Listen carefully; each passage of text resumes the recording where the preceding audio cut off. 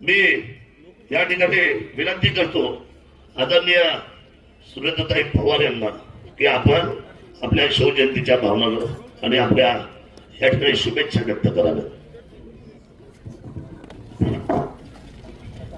मला फक्त एक घोषणा द्यायची आहे. मी कधी माईक घेत नाही, कारण आपल्याला सवय आहे की ज्या ठिकाणी बोलायची संधी आहे या सगळ्या गोष्टी मंत्रालय साहेबांच्या कॅबिन मध्ये बसून सगळ्या असणाऱ्या मंत्रिमंडळांसमोर आपण मांडू शकतो. या ठिकाणी एवढंच सांगू इच्छिते कि जब तक सूरज चांद रहेगा इस सरकार का नाम हमेशा आबाद रहेगा.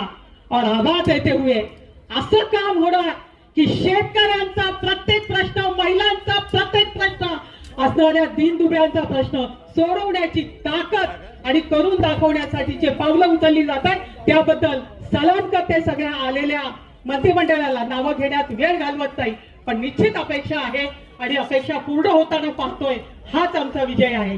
जय हिंद, जय महाराष्ट्र, जय श्रीराम.